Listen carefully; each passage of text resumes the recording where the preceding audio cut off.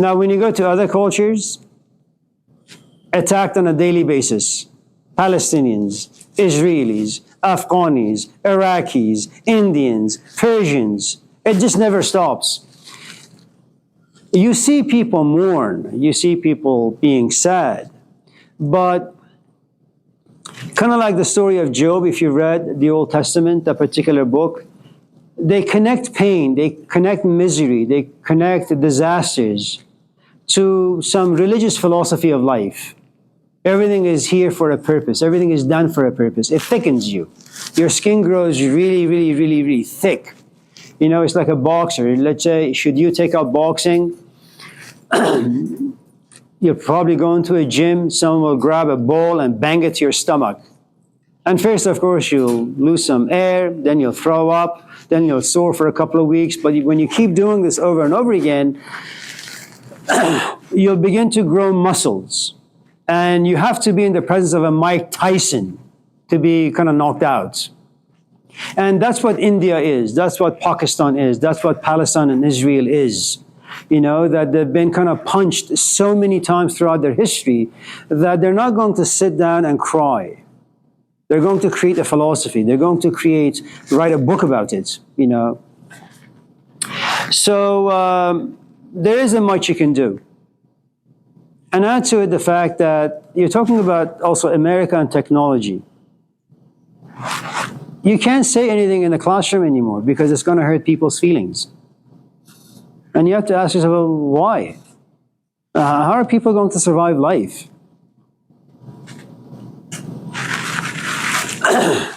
And so there isn't much you can do. It's a wrong thing to say, but since without pain there is no growth and there is no wisdom, there needs to be a lot of 9/11s, a lot of hurricanes, a lot of painful events in the life of America and American culture until they create the proper philosophies of life. I'll tell you a story. I had a friend from Ghana. We were supposed to go and do a conference together, and he was paid by the school. And so we had gone to Monterey. He had his own tiny little room. I had my own tiny little room. Around like 11 o'clock, he knocks on my door. He says, yeah, Amir, do you mind if I sleep in your room? Well, you have a nice room. You know, it's a nice hotel. Yeah, I've never slept by myself. I can't be happy being by myself. I'm only happy when I'm with other people. And what you realize is that the definition of happiness for that particular people, for that particular culture, is not being in isolation. It's breaking bread together. Now, consider that with the sort of definition of happiness we have here. You have, for example, I don't know, Beyonce or Miley Cyrus in a Mercedes driving down this hill. It's beautiful.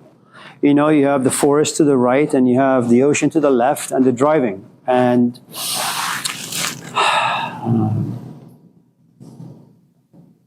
there is this huge, huge sign that says happiness. You say, yes, this is what happiness is all about. And so you work at In-N-Out and Home Depot and other places, you save a bunch of money and you go to the Mercedes, you know, shop and you buy yourself a brand new Mercedes Benz. And you live in Hayward.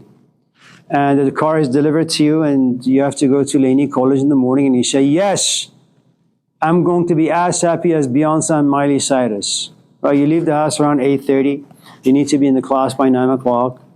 As you enter 580, there's traffic to your left, traffic to your right, concrete above, you know, gunshots to the south, west, east, north. And you say, wait a minute, I thought that if I buy a Mercedes and drive around, I'll be happy, you know. And you realize that you have two cultures that creates two completely different set of narratives about happiness, about what it means to be a human being, how to cope with life's miseries and disasters. In this culture, there are no narratives. We can't do anything.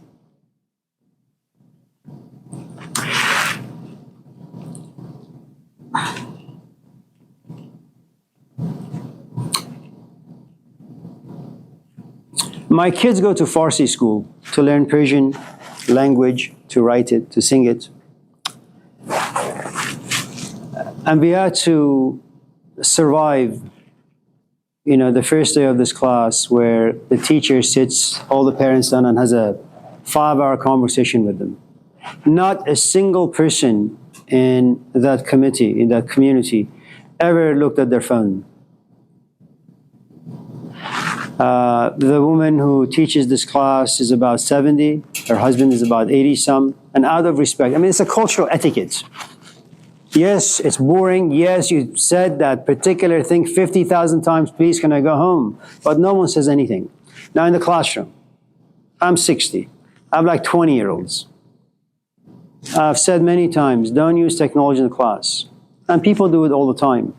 And it's indicative of who and what they are. Entitled, privileged idiots. What can you do about them? Nothing. These are the basic things of life. And if you can't even do the basics, it's really not worth anyone's time spending time with you. And again, if your question is what the hell do you do with it? Fear is one. Embarrassment is another. Or you just allow nature to take its course. So, good luck. Anyone else?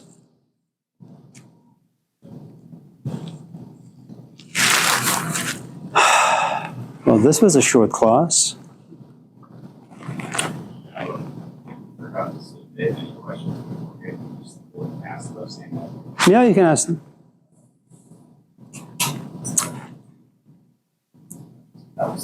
Okay. Modern spirituality. There is none. And the only spiritual life that you can have and ever hope to have is finish school, save money, buy yourself a nice little place so that you're not pushed around by landlords. Find someone suitable, companionship, have children, do the basics. And if at a certain point, like Moses, you look yourself in the mirror and you say, all is lost, and if you're looking for a different set of meanings, then maybe you may be able to kind of pursue that. It's a double-edged sword. The truth is, when you're young, it's best to do it when you're like 18, 19, 20, because you don't really have much baggage. You don't have a wife or a husband, you don't have children. For the most part, you're empty. And if you find a good teacher, you can be exploited well, used and abused well, and you're young enough to take the abuse. Especially if you begin to love the teacher, then you can endure infinite amount of abuse. Because there are lots of pushing and pulling when you are on the spiritual quest. If, on the other hand, you approach someone like like an Eckhart toilet. If you go to Eckhart toilet and say, I have looked inside your toilet and it smells good, and I want to follow the sewer system you've created. Let's just say he's a bona fide teacher. He's not, but let's just say he is. He tells you, okay, well, follow me. Well, you're 50 now. You got a wife. You got parents who are old, need you. You got kids. And when you try to pursue the spiritual quest, you're going to have a great amount of guilt. What are you going to do with my wife? What am I going to do with my kids? What am I going to do with my parents? What am I going to do with my job, the mortgage? And then the idea that you can't but hate one of your two masters. You'll either hate your wife for being an obstacle, or you will hate your teacher because he doesn't drag you out of your physical life. And in the end, I suppose it's a shot in the dark. You have no idea if you're going to get to the destination, not that there is one. There is a man named Hafiz. He's a Persian Sufi poet. جام می خون دل هر کس به کسی دادن در دایره قسمت اوضاع همین باشد. In the wheel of life, the moment you're born, you have a destiny. For some, it's blood. It's struggle. It's misery. For some, it's wine. It's passion, intoxication, purpose, meaning, identity. And what he's saying that is on the spiritual quest, some people will get to the destination. If you happen to be, say, a Hindu, if you've read, what's that book? Bhagavad Gita, 1 out of 10 million people get to the destination. 1 out of 10 million. Now, I don't think at the time when this book was written, Krishna was thinking about the American culture, the American people, because every American believes that they're going to reach the destination. So that book is not meant for the Westerners. If you think you happen to be one of those lucky ones, then fine. That's the wine that'll be given to you. If on the other hand, you have passion for the spiritual life, there's a good chance that you just have to learn how to enjoy the struggle, the pain, the misery, and the separation. You're never going to reach your desired goal. Yeah, Luis. At what point does an agency really start in person? Never. So your person was never. Have you ever had korma sabzi? Okay, go home and make it and eat it. You have agency. Well, the truth is you can't, because you haven't been exposed to. Your free choice, your agency is limited to the things you've been exposed to. And so, if, for example, I'm in the mood to write, but I'm a little tired, or let's say I'm in the mood to write, but somehow I'm not inspired enough. I go to my office, I dim the lights. I put on some classical piano or cello. I sit for a few minutes. The music and the lighting in the room, it just makes me sad. Then I sit and write. I had the choice, and I know what to do with that choice, because I know what I want to do. I want to write. Now, to want to write means I need to have the resources to influence my body, to exploit my body, to create inside it specific set of emotions that will make writing possible, specific kind of writing. No, just by experience. By experience.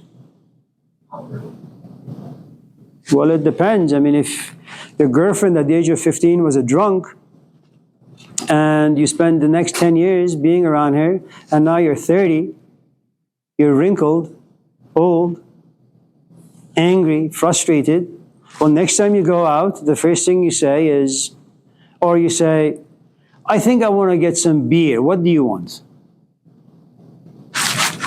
She'll probably say, I want a beer too. Don't touch your beer. See if she drinks it. And then she may say, well, I want another beer. And they'll tell you, you don't want to be with that person anymore. You've been there, you've done that. So your agency really is limited to what you've been exposed to, how knowledgeable you are. Because if you so want to take care of people, if you're in the business of taking care of people who have the wrong illnesses about them, you know, what you'll do is you'll try to look for drunkards. You want to do therapy on them on a daily basis. That is what gives your life meaning. If on the other hand, you have done therapy on useless people for about 20 years, you say, you know what? I've been there, I've done that. I want someone who's relatively healthy. And you can't have self-knowledge, and you can't have wisdom and insight about yourself until you've been burnt a few times.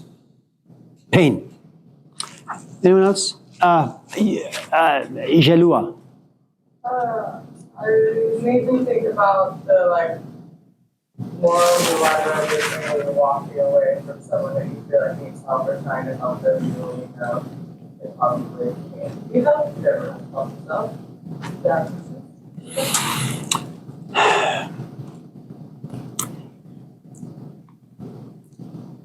The connection you have with people.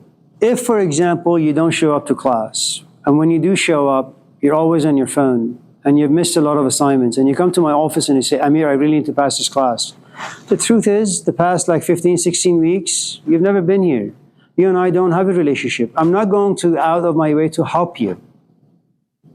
If on the other hand, you've been to class all the time, and when you can't do the assignments or submit them, you send me an email saying, my dog died, then my cat died, then my parakeet died, then this died, that died, I broke my leg.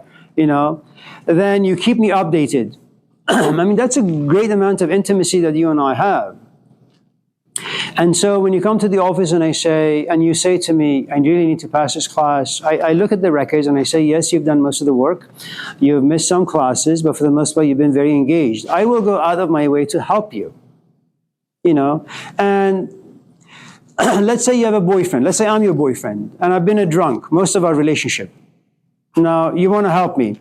The question is, are you saturated in this relationship? And by that, I mean, are you burnt out? Because if you still have the capacity to have hopes and dreams about us, the relationship, you will make sacrifices. You will give your time, your energy, your youth to me. If on the other hand, you come to a point where you say, you know what? I'm just tired of taking care of this idiot day in and day out. There comes a breaking point where you pray to God that I come home drunk so you can just pack and leave. And no matter how much I beg, you say no. So as long as you have the capacity still, you will help. Age is also a big factor. Abi and I had a friend. His name was David Long. Abi met him when she was 18, so he was probably like 50 or so. I met him around the same time, a bit earlier. It was a time where we had music gatherings every weekend, and David was part of the community, the Persian community. He would come to the car wash, sometimes wash cars, sometimes sit for hours. And him and I used to go and have Persian food once a week, and we would sit in this Persian restaurant, famous kebab, on Fulton Avenue in Sacramento for about 5-6 hours. Around the age, I think, 67, 68, he sends me an email saying, I hate you. I hate your parties. That's not nice. What? I mean, not in that way, but that's what he's saying, that your gatherings are like stale bread now. I've done what I could for you and other people. Don't ever email me, don't ever call me. And I was still young, didn't have much experience in life and teaching and being around people that much. So I just disconnected completely from him. And when he emailed me a couple times later, I didn't reply. It's like what the gangsters say. He was dead to me. It has taken me about 20 years, because once in a while, when I sit in the office and there's a knock on the door, I don't open it. What does the person, on the outside want? I can't help them in any way. If your question is heavyweight, how do I become like a spiritual person? 20 years. I ain't got time for that. And if someone has that particular seed inside them, they need to be constantly nourished. I can't do that anymore. Even if they say, I'm really interested in this class, what should I do? I don't know, go see a counselor. And it's taken me again 20 years to come to realize what David has said to me 20 years earlier. I'm tired, I'm exhausted, leave me alone. And sometimes that's what happens with age.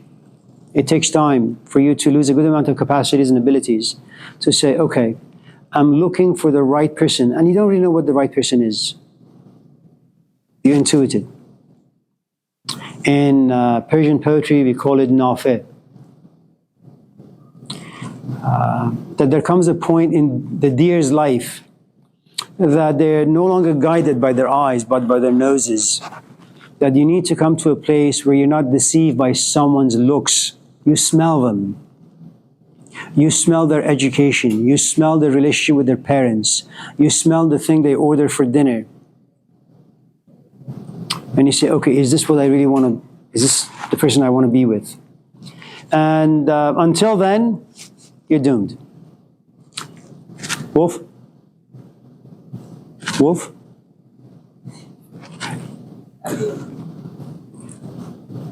I had kind of a similar thing happen to one of my apprentices recently, where I was teaching them for quite a while, and then I saw on social media that they had found another teacher, and they didn't say anything to me. Yeah. I was just like, hey, great, you found a teacher, and they then felt bad. I was just like, okay, cool. The teacher. The truth is, forgive me for interrupting you.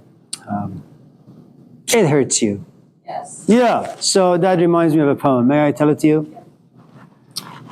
گلی که خم بدادم پیچ و تابش. It's beautiful. I'm not going to translate it. ز آب the truth is, I'm not here for you guys. I'm just here for myself to practice my Persian, to make sure I don't fall victim to Alzheimer's or dementia. گلی که خم بدادم پیچ و تابش ز آب دیدگونم دادم آبش به درگاه الهی کی روابی گل از ما دیگری گیره گلابش. That you teach your son the alphabet and you teach them language, and then one day they look at you and say, fuck you, Dad, I taught you the F, the U, the C, the K, and now you use it against me. Anyone else?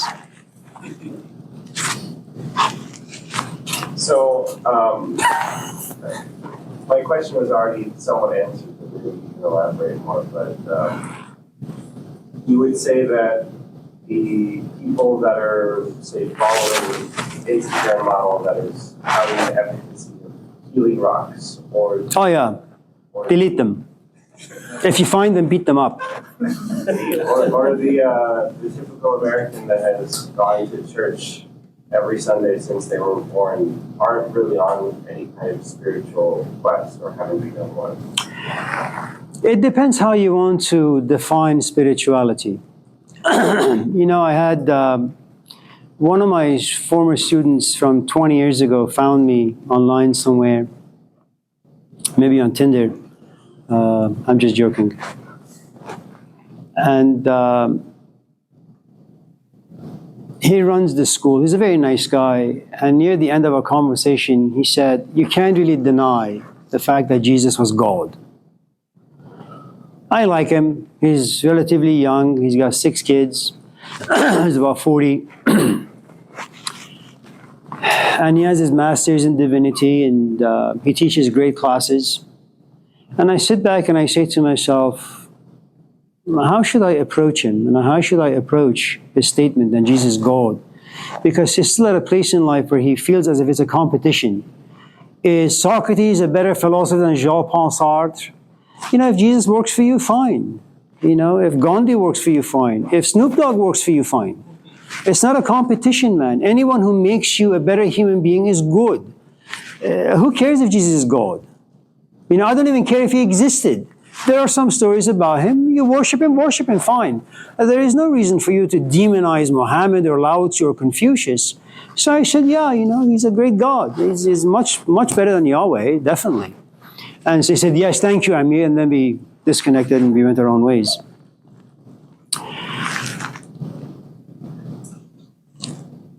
You know, if you're taking a class in algebra with a teacher who only knows algebra,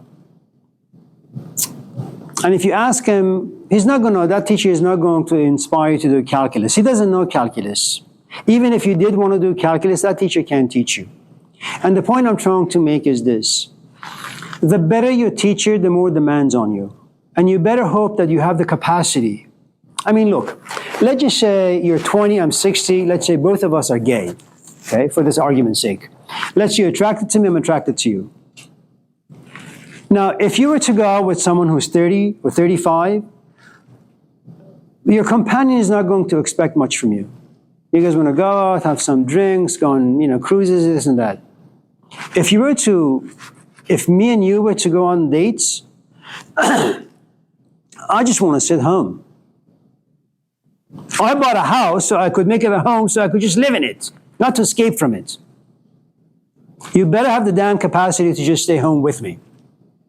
And I want to do gardening. And you can't stay up and like play with your phone. You need to come down and help me. And I don't want to invite anyone to my house. And you got to get rid of your friends. And that's the problem. That's where I am in life. You want to hang out with me, you got to lose a lot of people. You hang out with your 35-year-old friend, you keep everything. So when you talk about spirituality, that's a thing.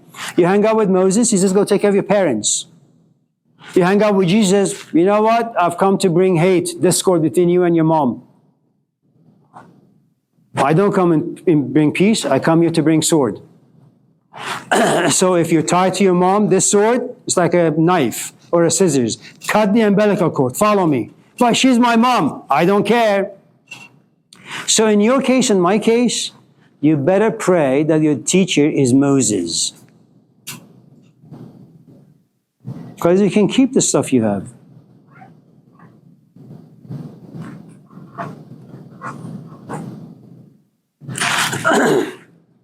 This is also, remember, I don't know if I've shared with you the story of the Eskimos or people in New Guinea and many other places such as Yemen. If there's a snowstorm, say in Alaska somewhere, what the anthropologists discovered about maybe a century ago was that they simply sit on the snow for the storm to die down. Because sometimes it's so heavy you can't even see, an inch in front of you. And sometimes they sit for hours, no frustration, no anxiety, no stress, no anger. Why? It's part of their culture. So they know how to be patient. It's part of their DNA. Here, you text, a nanosecond later you have a message back. Okay? You go to IKEA, 10 minutes later you're out with like a nice little sofa. Everything is done quickly. Now, that fastness, that pace, also is injected in the reflective, intellectual, spiritual life. You want to become like Jesus, but you better be like him in like a month's time.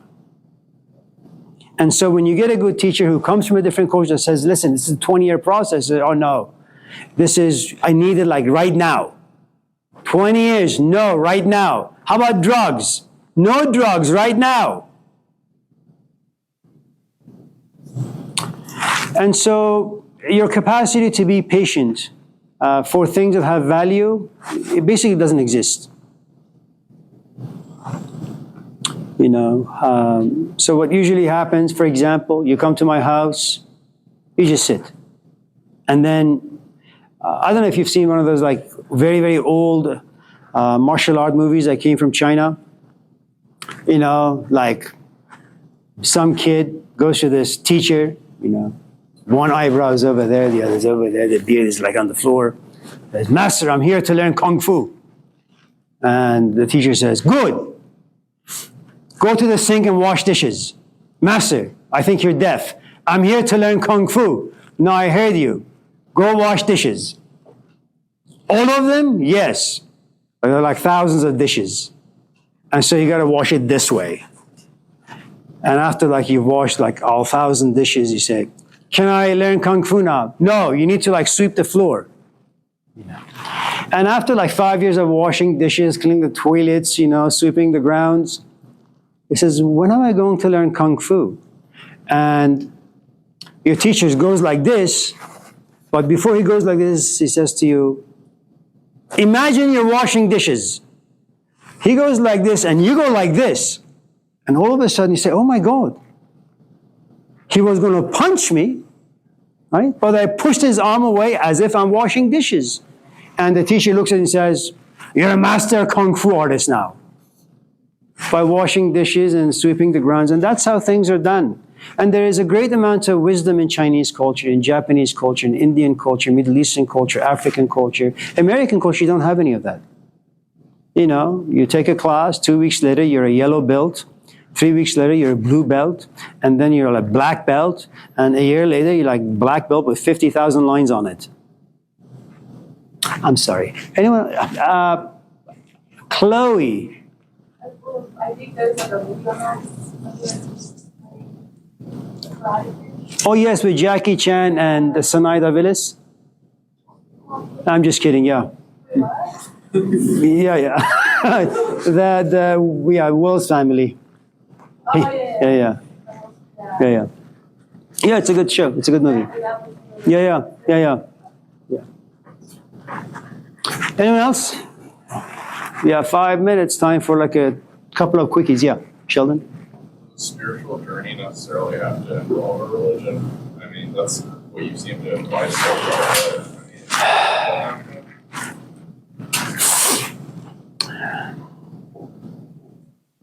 Can I tell you a story?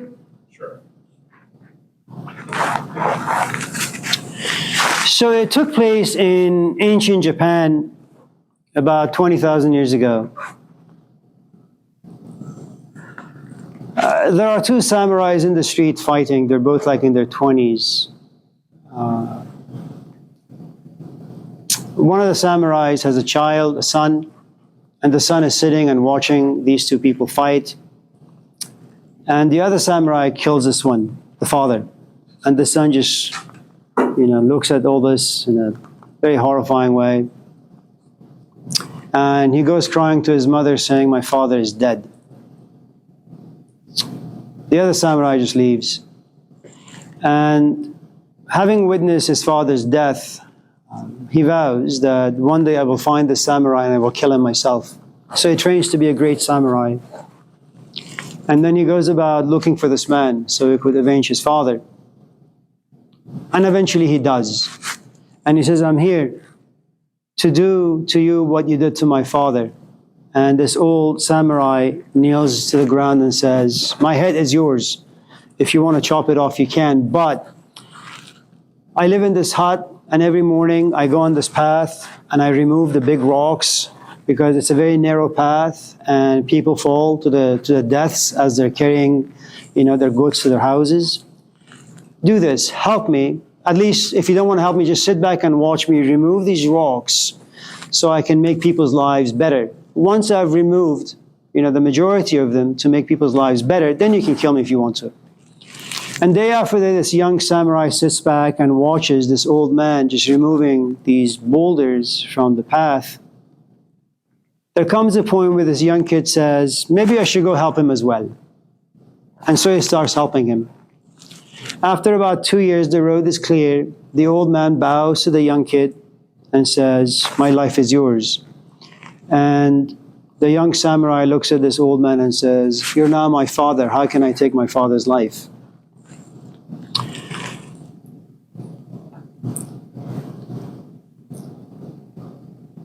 I may be completely off center on this, but let me give it to you this way. Given that the divorce rate is about 60%, given that 5 out of 6 Americans or 8 out of 10 Americans are depressed, given that loneliness and depression, all that stuff are profoundly paramount in this culture, I think overcoming depression, making peace with your parents, overcoming the hate that lives inside you, that's the most spiritual thing you can do. I don't know if you want to follow the path of Jesus. That was for his time, for his people, 2,000 years ago. For us, our issues, our dilemmas, the things that obstacle our lives are very, very different, And I think maybe spirituality needs to be redefined in the modern world. If you're aware, if you have any awareness as to what the obstacles within and without are, removing those. It's kind of like those rocks that the old samurai was removing from the path. That's the best thing you can do for your life. You don't need to be religious. If, on the other hand, the basics of your life are at hand, and you come to a place of meaninglessness, you have money, but it's no longer meaningful to you. You just don't know what to spend it on anymore. And even when you spend your money on things, it no longer gives you that much pleasure. And then you go on this different stage where you say, "I want a different kind of meaning for my life." Now you may be on a path of, finding a Sadguru, Eckhart Tolle, Jesus Christ, or someone.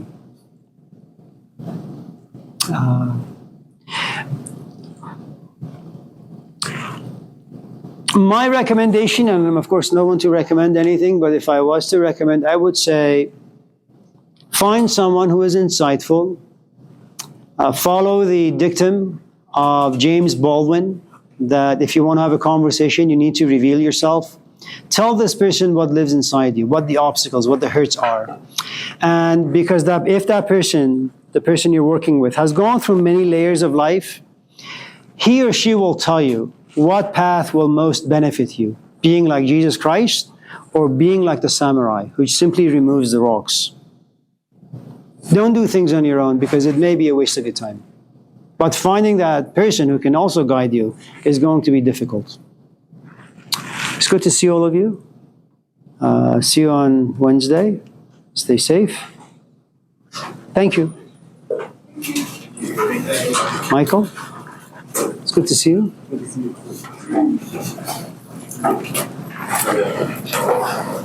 The last question, first question.